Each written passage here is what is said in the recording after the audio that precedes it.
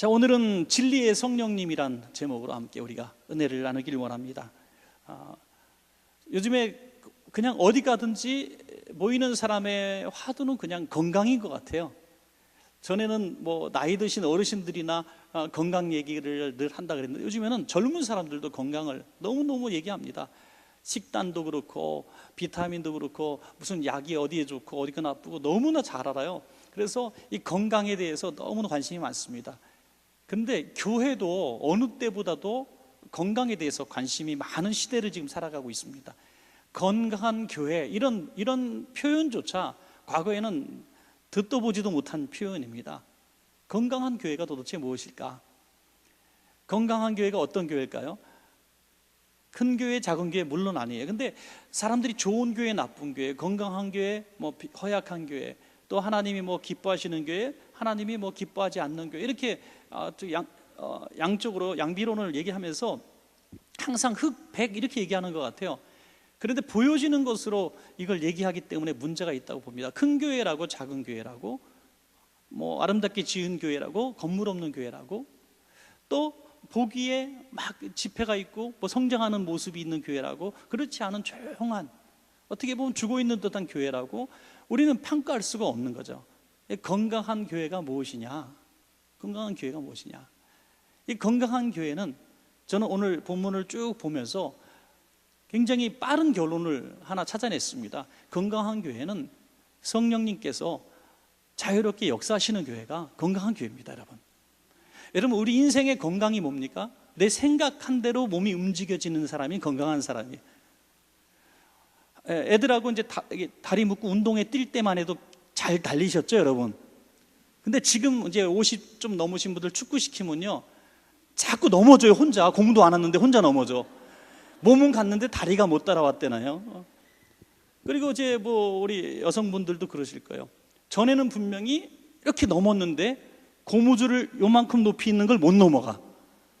전에는 이렇게 높은 것도 아기 산꽃, 뭐 다람쥐 무슨 뭐죠?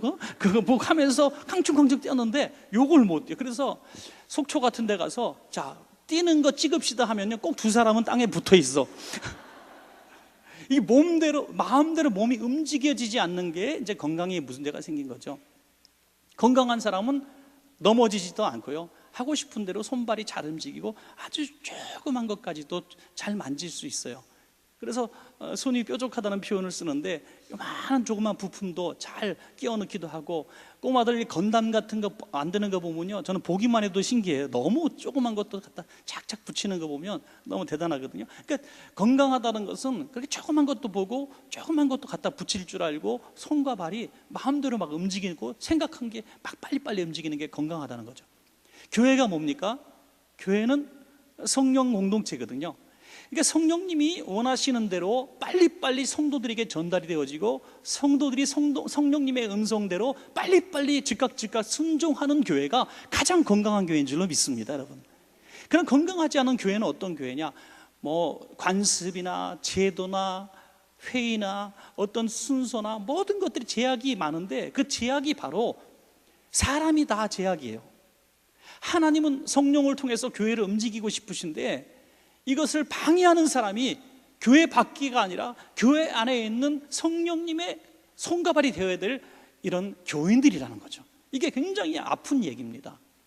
교회의 가장 큰 적은 성령님의 역사를 방해하는 교회 내의 성도들이다 하는 거죠. 그래서 우리는 성령 충만한 사람이 되어야 된다는 개념이 뭐냐면, 내가 성령 충만해서 능력이 생겨서 병을 고치고 역사를 일으키고 옷자락 벗어서 확 하면 병이 낫고 예언하고 방언하고 통역하고, 이게 성령의 역사가 아니라, 성령의 역사는 주도적인 것이 아니라 순종의 차원인 줄로 믿으시기 바랍니다. 내가 뭘 하는 게 성령의 역사, 성령 충만한 사람이 아니라 잘 순종하는 사람이 최고로 성령 충만한 사람이에요. 그리스도의 삶은 그래서 굉장히 역동적이라는 거죠.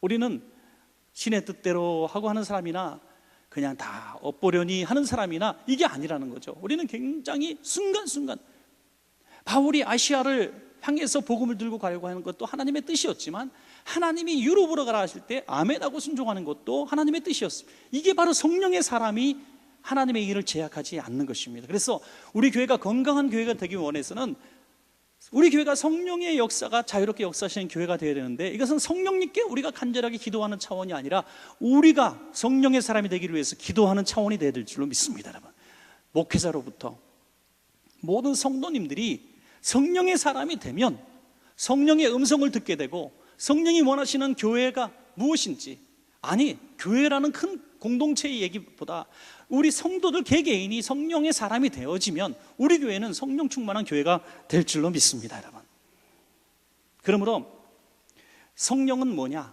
성령은 진리입니다. 진리, 옳은 것이죠. 성령의 음성에 순종하는 건 옳은 것입니다. 진리입니다. 오늘 본문 요한복음 16장 13절에 진리의 성령이 오시면 그가 너희를 모든 진리 가운데로 인도하시리니 그가 스스로 말하지 않고 오직 들은 것을 말하며 장래의 일을 너희에게 알리시리라. 중요한 말씀은 진리의 성령이라는 거죠. 진리는 깨달아야 진리인 줄로 믿습니다. 여러분, 깨닫지 못하면 진리가 아니에요. 지금도 수많은 거짓 정보들이 있는데 그걸 믿으면 거짓을 믿는 거거든요. 진리를 믿어야 이게 옳은 건데 거짓을 믿어버리면 이 사람은 믿음은 동일한 믿음의 수준이지만 거짓을 믿는 사람은 망하는 거고, 진리를 믿는 사람은 자유가 있는 것입니다. 진리의 성령님이 우리 가운데 임재하시며 모든 것을 생각나고 깨닫게 하신다. 여러분, 하나님을 부인했던 수많은 사람들이 예배에 열심히 드렸다고 변화되지 않습니다. 하나님을 부인하고 또 어릴 때부터 신앙생활했고 주일학교 또 다녔고 청년까지도 교회를 다녔던 수많은 사람들이 교회를 떠나고 아파하고 갈등하는 이유가 교회를 안 다녀서가 아니라 하나님의 말씀을 듣지 않아서가 아니라 깨닫지 못했기 때문이라는 거죠. 깨달음이 그래서 얼마나 중요한가. 우리가 들었던 말씀, 진리의 말씀, 수많은 어릴 때부터 쌓여졌던 하나님의 말씀들이 그냥 아는 것으로 그치기 때문에 나를 깨닫지 못하게 하는 거죠. 깨닫게 하시는 분이 누구신가? 바로 성령님이신 줄로 믿으시기 바랍니다. 이것은 가르침을 통해서 되는 게 아니라 억지로 억압을 통해서 되는 것, 습관과 교육을 통해서 되는 것이 아니라 깨닫게 하시는 성령님이 깨닫게 하시는 순간 이게 진리구나 하고 믿어진다는 거예요. 야, 예수님이 나의 구세주시구나, 하나님이 천지를 창조하셨구나, 내가 예수 이름을 믿으면 내가 죄사함 받고 구원을 받는구나, 내가 이렇게 지금은 이렇게 판단하고 내가 지금 이렇게 처신해야 되고 내가 이런 결정을 해야 되고 하는 순간순간의 결정들은 깨달음을 통해서 이루어지는 줄로 믿습니다. 깨달음을 통해서 가슴을 탁 치는, 무릎을 탁 치는 거예요. 오늘도 여러분 기도하다가 그런 역사가 일어나기를 축원합니다. 오랫동안 고민하고 풀리지 않았던 수많은 숙제들이 기도 중에 성령님이 딱 깨닫게 하시는 거거든요. 그럼 무릎을 탁 치는, 이거였구나. 성령님이 깨닫게 하시는 거지 학습과 교육으로 깨닫게 하시는 것이 아닙니다. 묵상을 통해서 깨닫게 하는 게 아니라 성령님의 터치하심을 통해서 우리는 변화된다고 하는 것입니다. 요한복음 17장 17절에 보니까 저희를 진리로 거룩하게 하옵소서. 여러분, 진리가 임하시면 거룩하게 된다. 그러니까 진리가 뭐야? 진리의 성령님이니까 성령님이 우리 가운데 임하시면 우리는 거룩하게 된다는 거죠. 아버지의 말씀은 진리이니이다. 여러분, 이게 굉장히 연결이 좀 되지 않습니까? 성령님은 뭐라고요? 진리의 성령님. 진리의 성령님이 무엇이냐? 하나님의 말씀이다 하는 거죠. 연결이 되죠. 성령님, 하나님의 말씀, 거룩, 다 깨달음, 이것이 결국 다 하나님의 역사하심 속에서 다 있는 거죠. 그러면 우리가 성령 충만하면 나타나는 그런 변화들, 방언이라든지 예언이라든지 기도의 능력이라든지 이런 것들은, 그러면 이것은 무엇이냐? 바로 영적인 무기로 주시는 선물인 것입니다. 성령의 역사에 순종하라고 주신 도구들이라는 거예요. 여러분, 우리가 기도 많이 해서 기도의 능력이 생기고 병 고치는 은사가 생기고 예언하는 능력이 생기고 방언하는 역사가 생겼다면 내가 성령 충만한 사람이라는 것을 드러내기 위한 증거나 성령 충만 받았어 하는 그 증거로 주신 것이 아니라 이것으로 성령님의 일에 쓰임 받으라고 주시는 은사들이다 하는 거죠. 그것을 활용하지 못하면 내가 받은 것을 그냥 하루 종일 그냥 나 혼자만 기도하고 나 혼자만 어떤 은혜 충만한 데서 사로잡혀가지고 불로 하고 하루 종일 기도원 가서 살고 하루 종일 이렇게 산다고 해서 그건 하나님의 성령의 도구로 쓰임받는 것은 아닙니다. 이렇게 은사를 주신 하나님 앞에 내가 어떻게 쓰임 받아야 되느냐, 성령님이 나를 통해서 하시고자 하는 일이 무엇인가에 내가 손과발이 될 때 건강한 성도의 삶을 살아갈 수가 있는 거죠. 심부름을 시키면서 돈을 줍니다. 야, 이거 가서 뭐 좀 사와 하고 심부름을 시키는데, 뭐 가끔 제가 심부름을 시킨다고 합시다. 우리 뭐 강 집사님에게 제가 전도사님께 심부름 오늘 저녁에 시킬게. 별로 큰 돈은 못 주지만 한 2억 주면서 그냥 뭐 이거 가서 그 포르쉐 한 대 좀만 뽑아오세요, 이렇게 내가 심부름을 시켰어요. 그런데 이거 받고 갑자기 이제 강 전도사님이 사라진 거예요. 아마 뭐 동남아나 어디 갔겠죠.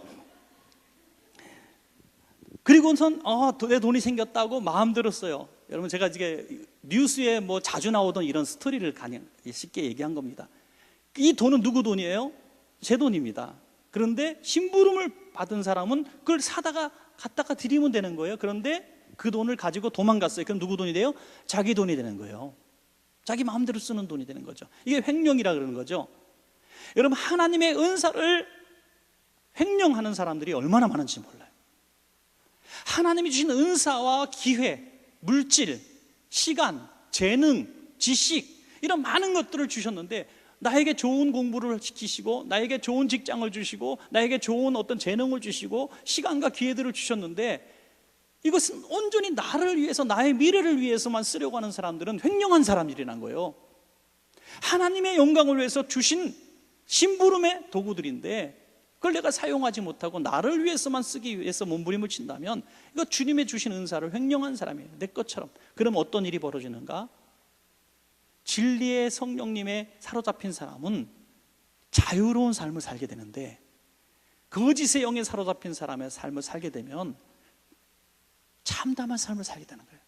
피폐한 삶을 살 수밖에 없다는 것입니다. 우리는 그런 고민들을 참 많이 해야 돼요. 저도 목회자로서 그런 고민을 많이 합니다. 어떻게 하면 우리 교회가, 어떻게 하면 우리 성도님들이, 어떻게 하면 우리의 예배가, 우리의 어떤 순서들이나 교회 내 어떤 프로그램들이나 모든 것들이 성령님의 역사를 훼손하지 않는 선에서 할 수 있을까? 그래서 새성전 지면서도 스크린을 꼭 달아야 하는가라는 진지한 고민까지도 해봤습니다. 남들이 다니까 다 다는 게 아니라 한번 스크린 없는 예배가 있으면 어떻게 될까? 스크린이 없이 그냥 여기 십자가 하나 딱 놓고 진지하게 집중해서 드리는 예배가 되면 또 어떨까 하는 생각들을 했어요. 그러나 또 한편 생각하면, 이거는 그냥 문명의 이기구나. 어떻게 하면 하나님의 말씀을 좀 더 효과적으로 전달할 수 있도록 여기 가사도 띄우고 성경도 띄우고 때로는 유익한 영상도 띄워서, 또는 눈이 좀 침침하신 분들은 제 얼굴이 전혀 안 보이니까 저 왕따시만하게 크게 보이는 제 얼굴을 보면서 그냥 이렇게 제 얼굴의 표정을 보니까 조금 더 은혜를 받을 수가 있는 거죠. 이렇게 유익한 도구선에서 하는 거예요. 많은 교회들이 여기에 굉장히 길을 잃어버린 것 같아요. 쇼를 위한 예배, 예배를 위한 쇼가 아니라 쇼를 위한 예배가 되는, 모임을 위한 제자훈련, 교회의 구성원 탄탄한 구성력을 위한 성경 공부와 프로그램들, 이런 것들을 너무나 지향하게 된 것이죠. 거기에 성령님이 쓸 자리가 없어진 것입니다. 성령님이 자유롭게 역사하시고 성령님이 이끄시는 대로 순종하는 가운데서 그 모든 것들이 그냥 틀 안에 있는 그냥 그런 것들이 돼야 되는데, 여기에 의존해서는 안 돼. 스크린도 의존하지 말고, 예배 형식도 의존하지 말고, 우리 또 때로는 담임 목사도 의존하지 말고, 교회 성도들도 의존하지 말고, 하나님과 우리와의 관계 속에서 성령님이 나에게 뭐라고 말씀하시는가, 우리 교회를 통해서 어떤 일을 하기를 원하시는가, 여기에 우리가 집중하고 순종할 수 있다면 우리 교회는 건강한 교회가 될 줄로 믿습니다, 여러분. 자, 그렇다면 내가 성령의 사람이 되고 성령이 역사하시는 성도가 되어서 내가 건강한 성도가 되기를 원하고 기쁨이 충만하고 자유로운 성도가 되기를 원한다면 어떻게 해야 되는가? 성령의 역사를 소멸하지 마셔야 됩니다. 성령님은 지금도 말씀하시고 어저께도 말씀하셨어요. 오늘도 말씀하시고 내일도 말씀하실 텐데 그 성령님의 음성을 듣는 귀가 열려야 된다는 거죠. 성령님은 한두 번 얘기하시다가 순종하지 않으면 말씀하지 않으신다는 그런 얘기를 해요. 그런데 저는 그렇게 생각하진 않아요. 성령님은 계속 말씀하시는데 듣지 않는 사람은 계속 듣지 않다 보니까 들리지 않는 거죠. 여러분, 사람은요 듣고 싶은 소리만 듣는다, 그런 얘기가 있어요. 성령님의 음성에 귀를 기울이고 몸부림치면은 성령님의 음성을 들을 수가 있습니다. 사모하는 심령을 만족해 하시는 우리 하나님이시기 때문이죠. 성령님이 강하게 역사하실 때 베드로의 설교를 들은 수많은 군중들이 가슴을 치죠. 형제들아, 우리가 어떻게 해야 됩니까? 거기에 정확한 해답을 주셨습니다. 어떻게 해야 될까? 가슴에 요동이 일어난 것은 성령님이 우리 지금 그 안에 놓고 하신 거거든요. 똑똑똑, 내가 좀 들어가려고 한다. 방 좀 비워라. 네 안에는 거짓의 영, 더러움의 시력, 성령님이 거할 수 없는 악한 너의 모든 그 자랑거리들이 거기 가득한데 내가 들어가야 되겠다 하고 들어가려고 하시니까 충돌이 일어나는 거예요. 거짓과 진리의 충돌, 거룩한과 악한 것의 충돌, 성령님과 악신의 충돌이 일어난 거예요. 그래서 가슴을 치는 거예요. 자, 어떻게 해야 성령님을 모시고 성령의 사람이 되고 건강한 성도가 될 수 있습니까? 성령님이 우리 마음을 놓고 하실 때마다 우리는 그 성령님을 믿음으로 받아들이시기 바랍니다. 아멘하고 어서 오시옵소서 성령님 할 때 성령님이 내 안에서 역사하시는 순간 나는 자유로운 성도가 될 수가 있는 것입니다. 때로는 우리가 누구를 만나거나 어떤 모임에 가거나 참 올 때 마음이 찝찝하고 후회스러울 때가 있어요. 저도 어떤 목사님들 모임이나 어떤 성도님과 면담이라든지 할 때 정말 목회하면서 너무나 많은 시간 제가 괴로워했던 부분들이 하나면 하지 말아야 될 말을 내가 했구나 하는 그런 후회들이 참 많아요. 그래도 조언을 한다고 한두 마디 늦지막히 하는데도 사람이 말이 많으면 실수가 있는 거예요. 따라합시다. 말이 많으면 실수가 있다. 그러니까 그냥 말을 많이 하지 마세요. 웬만하면. 그래서 잘 때 보면 요즘에 여기 약국에서 팔아요. 이렇게 테이프 이렇게 붙이는 거. 가끔씩 그런 것도 붙이고 살아보고 입에다가 뭐 그냥 자꾸 뭘 드세요. 그냥 차라리 껌이나 사탕이나 이런 거. 근데 기가 막혀서 드시면서도 말을 잘 하시는 분이 있지만 하여튼 뭐 좀 되신 대로 절제를 좀 하시면 돼요. 그리고 좀 듣는 것만 열심히 하면 되는데 또 말이 빠르거든요. 저도 그러니까 답답한 거예요. 그래서 어떤 분이 와서 뭐 면담 와서 한 30분 얘기하는데 이게 딴소리만 자꾸 그러면 저는 성질이 나서 못 참아요. 그래서 왜 오신 거냐니까요. 제가 또 묻는단 말이에요. 그럼 나 후회스러운 거예요. 그냥 이게 앞에 있는 거 얘기하고 싶어서 온 거지 뒷얘기는 그냥 얘기거리였구나. 나중에 깨닫게 되는 거예요. 그래서 항상 후회스러운 거예요. 내가 좀 더 들어줄 걸, 내가 좀 더 참을 걸, 내가 좀 인내할 걸, 또 못난 짓을 했구나. 이렇게 괴로울 때가 이 가슴을 치는 거거든요. 여러분, 그렇게 가슴을 치는 순간 있어야 제 인생에 유익하겠습니까? 아니겠습니까? 있어야 된다는 거죠. 그런 가슴을 치고 아파하는 날들이 여러분 많기를 주의 이름으로 축원합니다. 왜냐하면 그 순간이 하나님의 사람으로 만들어져가는 쇠를 망치로 두들기는 과정이라는 거예요. 나의 못난 자, 성품, 습관, 더러움, 악한 것들이 자꾸 때림을 낳는. 사도 바울은 날마다 맞아가지고 뭐라 그러냐면 나는 날마다 죽노라 그랬어요. 날마다 죽노라. 그거 뭡니까? 오호라 나는 곤고한 사람이로다. 이 사망의 몸에서 누가 나를 건져라. 그렇게 기도하고 그렇게 금식하고 그렇게 신령한 삶을 살아도 날마다 가슴 칠 일이 생겼다는 거예요. 날마다 언행의 후회가 있었다는 거예요. 그것은 무엇을 말하고 있냐면 성령님 앞으로 날마다 가고 있었다는 증거로 받으시기 바랍니다. 성도를 가만히 보세요. 성도들 가운데 늘 하나님 앞에 경건하게 살고자 하는 자들은 늘 아파해요. 참 저건 신기한 건요, 우리 교회에서도 정말 충성하고 저분 가끔 가서 겨드랑이를 보고 싶어 날개가 있을 것 같아. 꼭 가서 그렇게 거룩하고 온유하고 참 진짜 흠없는 너무나 신실한 우리 원천교회 성도님인데 그런 분일수록 목사님 참 죄송합니다. 제가 성도 역할을 못하네요. 목사님 참 죄송합니다. 제가 이번에 좀 더 기도 많이 했어야 되는데 힘이 못 떼어드려서 죄송해요. 이런 말씀하시니까 진짜 놀랍더라고요.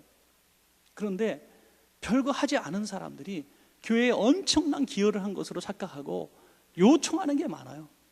어떤 주일학교 학생 하나가 전도사님한테 내가 내는 헌금이 얼마인데 간식 왜 초코파이 하나냐고 따지고 들었대. 매주 1,000원을 내는데 그게 뭐 초코파이가 얼마나 많은데 그렇다는 거예요.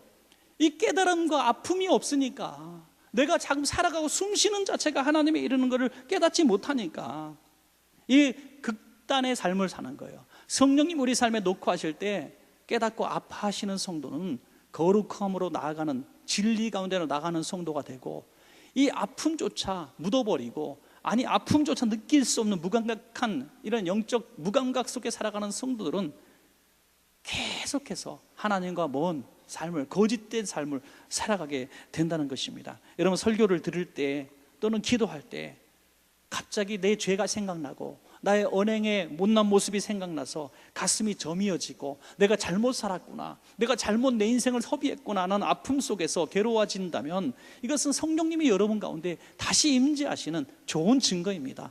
모셔드리시고 성령의 사람으로 내가 받아들인다면, 지금까지 내 힘으로 산 것을 아닌 것을 믿는다면 성령님은 80세 모세를 들어서 위대한 지도로 쓰신 것처럼 우리 인생 몇 년만 남았다 할지라도 지금까지 해왔던 인생보다 더 큰 일도 이루게 될 줄로 믿으시기 바랍니다. 여러분,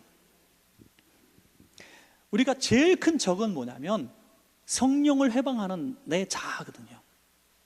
우리가 기도할 때 어떤 문제, 인생의 문제를 놓고 기도 많이, 오늘도 기도 제목이 많잖아요. 많은 기도 제목 갖고 기도하시는데 막 그 기도의 제목들의 그 어떤 제3자적 관점에서 그것을 바라보며 그걸 해결해 달라고 자꾸 기도하거든요.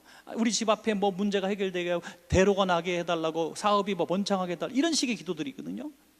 그렇게 기도하는 것이 제일 큰 문제가 아니라 제일 큰 적을 허물어뜨려야 되는데, 그 제일 큰 적이 뭐냐? 내 안에 존재하는 옛사람이라는, 옛사람. 마귀는 이 옛사람을 가지고 계속 우리를 이용해 먹으려고 하는데, 이용해 먹는 이유 중에 가장 큰 목적은 뭐냐면 내가 성령의 사람이 되지 못하게 하는 거예요. 여러분, 그게 물질의 욕심이든지 명예든지 권세든지 어떤 것이든지 좋아요. 마귀는 계속 그걸 자극하고 충족시켜 주려고 하려. 그래서 예수님을 시험했듯이 큰 권세 앞에, 높은 데 허영심 앞에, 떡이라고 하는 배고픔 앞에서 계속 유혹하는 거예요.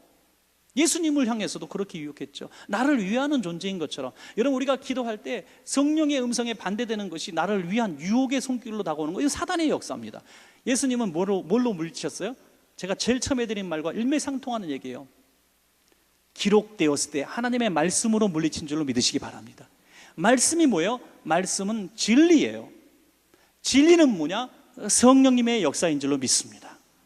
그러니까 기록되었을 때 사단아 물러가라 명령하실 때 이게 성령님의 강하게 역사하시니 하나님의 역사가 드러나니까 마귀가 떠나갈 수밖에 없는 거예요. 그 순간에 예수님이 아이고 떡 먹을 걸, 아이고 뛰어내리고 내가 왕이 될 걸, 절 한 번 하고 내가 세상을 다 다스리는 왕이 될 걸 가슴 아프고 한탄하고 후회하셨습니까? 아니에요. 참된 자유가 임하셨고 천사들이 수종드는 역사가 일어난 것입니다. 성령님의 역사에 순종한 사람은 물질과 명예와 권세, 내게 유익한 것들을 잃어버린다 할지라도 영적 자유로움과 행복이 주어집니다. 여러분, 묻겠습니다. 지금 영적으로 육신적인 거 말고 그냥 딱 하나님 앞에선 영적인 여러분의 건강 상태는 어떻습니까? 행복하십니까? 아니면 갈등이 있습니까? 괴롭습니까? 이건 온전한 영적 싸움에서 내가 승리하지 못했어요. 어떤 성도님은 이렇게 얘기하시면, 목사님 저 요즘 너무 행복해요. 뭐가 행복해요? 예배 오는 거 너무 행복하고, 교회 오는 거 너무 행복하고요. 막 교회에서 이렇게 지내는 거 너무 행복해요. 구역 예배 드리는 것도 너무 행복하고요. 내가 이런 행복을 왜 모르고 살았죠? 이런 분은 지금 세상 일은 어떻습니까? 그런 얘기는 하지 마세요, 목사님. 별로 안 좋은 것도 많더라고요. 근데 그분은 너무 행복해하고 있어요. 왜? 진리이신 성령님이 그 안에 계시니 이게 만족을 주거든요. 행복하거든요. 제가 다시 질문할 때 여러분 마음으로 한번 대답해 보십시오. 여러분 정말 행복하십니까? 행복해야 됩니다. 행복하지 않은 이유를 어디서 찾느냐? 바로 내가 행복하지 않다고 말하는 그 내 안에 있는 그 물질, 권세, 명예 이런 것들에 집착하게 만드는 옛사람을 붙들고 늘어지는 이 거짓 사단 마귀가 너를 성령의 사람이 되지 못하도록 묶어놨던 증거가 바로 만족과 행복을 갖지 못하게 만드는 거죠. 우리가 성령님이 우리를 타치하실 때, 오늘 말씀으로도 여러분 타치하시는 순간인데 어떻게 되겠습니까? 형제들아 내가 어찌할까 가슴을 칠 때 베드로는 정확하게 말씀하셨습니다. 회개하라. 회개하면 성령의 선물을 받으리라. 회개하면 성령님이 임재하신다. 회개할 때 내 옛사람이 죽는 거거든요.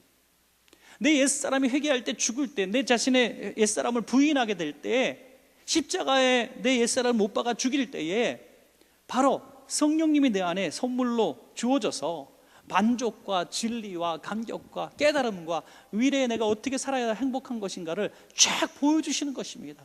그러면 우리는 참 역동적인 삶을 살게 되는 거예요. 내일은 또 뭐라고 말씀하실까? 내일은 또 어떤 인생을 살 수 있을까? 그래서 참된 행복의 삶은 모험으로 사는 인생이라는 말이 있습니다. 너무나 행복한 거죠. 한 가지 마지막으로도 생각한다면 이때가 지속되어야 되는데, 성령의 사람의 때가 지속되어야 되는데 그렇게 길지 못할 때가 참 많다는 거예요. 어떤 분은 한때는 너무나 성령 충만해요. 성령의 사람이고 성령의 생각 속에 사로잡혀 있고 성령님의 말씀을 탁탁해서 영이 막 통해요. 믿음, 성령의 사람끼리 너무나 맞장구가 잘 맞아요. 그래서 너무 행복해요. 그런데 길지 않을 때가 있어요. 갈라디아서 3장 3절에 너희가 이같이 어리석으냐, 성령으로 시작하였다가 이제는 육체로 마치겠느냐. 변질된 것이죠. 성령의 사람이 되어서 가슴을 치고 성령의 사람이 되어서 성령님의 도구로, 정말 성령님의 교회로 아름답게 이렇게 쓰임 받던 사람이 육체로 마치게 되는 거예요. 갑자기 이게 율법에 대한 얘기, 할례에 대한 얘기를 떠나서, 그러면 우리가 이렇게 성령의 사람이 나락으로 떨어져서 다시 옛사람으로 돌아가는 것이 무엇이냐? 성경은 딱 공통점 하나를 말하고 있습니다. 그것은 바로 교만이라고 하는 것이죠. 교만. 성령의 사람이 성령으로 충만하게 될 때, 여러분 이게 참 희한한 거예요. 이 교만, 영적 교만은요, 육신의 교만과 비교할 수 없이 큰 겁니다. 영적으로 교만하게 되어질 땐 성령님이 어떻게 할 수가 없는 거예요. 왜? 성령님의 음성도 불순종하는 거예요.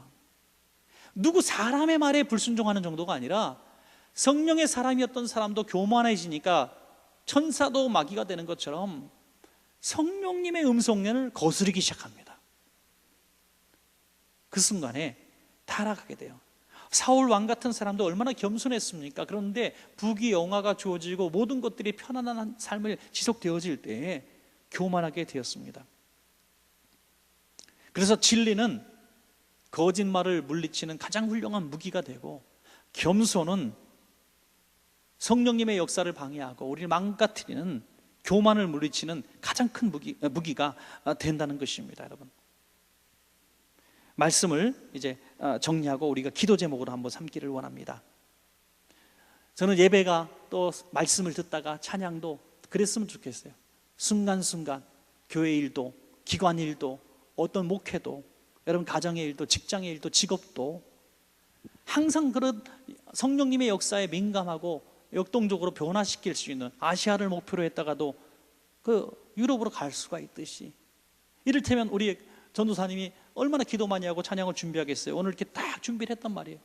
그래도 성령님이 두 번째 곡에 확 가슴이 찔려 아파, 이걸 뜨겁게 찬양하라, 이것만 부르다 끝나도 된단 말이에요. 꼭 1절, 2절, 3절, 4절 할 필요 없어. 1절만 12번 불러도 돼. 하다가 그냥 기도만 해도 되는 거예요. 찬양 한 곡도 하지 않고 기도만 해도 된다는 거죠. 그러나 이것은 테크닉이나 나의 계획된 어떤 프로그램 속에서 의도적으로 한다면 이건 모순이고, 성령님이 내 삶 가운데 그렇게 역사하실 때 순종하는 거예요. 중대한 만남, 중요한 계약하러 가는데 성령님이 오늘 내 마음속에 뜨거운 마음을 줘서 기도실에 갔는데 기도가 끊어지지 않아. 3시간씩 기도하다 보니까 계약도 놓쳤어. 그 계약은 놓쳐야 될 계약이에요. 할렐루야. 그러니까 성령님에 의존하고 좀 시간표를 성령님 앞에 맡기고 내 자신을 좀 순종하는, 이제 휴일이라고, 요즘 말로 주일이라고 우리가 쉬는데 회장님이 불러요. 오늘 출근 좀 하게. 근데 내 직업이 뭐냐? 비서야. 다른 과에 있는 사람 같으면 몰라도 비서는 가야 되는 거예요. 비서는 주일날 불러도 가야죠. 그 일을 하려고 그 직장에 있는 거니까. 여러분, 그런 말씀을 드리는 겁니다. 내 삶을 이렇게 계획했다 할지라도 성령님이 움직이시고 명령하시면 그냥 덮어놓고 순종하는 거예요. 그럴 때 우리 삶에 놀라운 변화가 일어나고, 계획하지 못했고 우리가 힘써도 이루지 못했던 일들을 이루게 되는 정말 행복한 일들이 우리 가운데 있을 줄로 믿습니다. 말씀을 맺겠습니다. 진리의 성령님 우리 안에 있기를 원합니다 하는 기도 제목으로 한번 기도하기를 원합니다. 거짓과 교만을 물리치고 회개의 역사가 임하셔서 이제부터는 성령의 사람이 되어서 성령의 도구로 내가 쓰임받기를 원합니다. 그럴 때 오늘 이 기도가 정말 우리의 인생을 변화시킬 수 있는 복된 날도 될 줄로 믿습니다.